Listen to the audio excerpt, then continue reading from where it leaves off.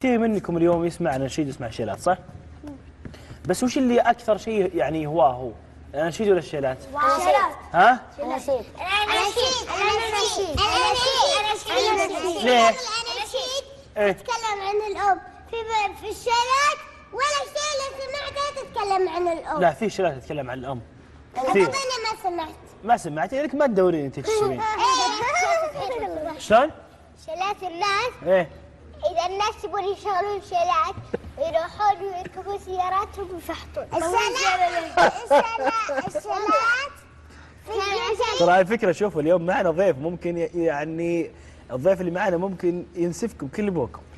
الشيلات لما يجي الصوت يصير حلو بس تسجيل ما يصير حلو. شلون؟ الصوت أحسن. يعني ما فهمت انت ما فهمت شلون يعني إذا ما علت صوت ما يصير حلو. حلو بس يعني قصدك يعني لما يسجل الصوت ايه وينزل الشيلة يصير مو بحلو. لما تشوفه كذا مباشر الصوت ايه أحلى.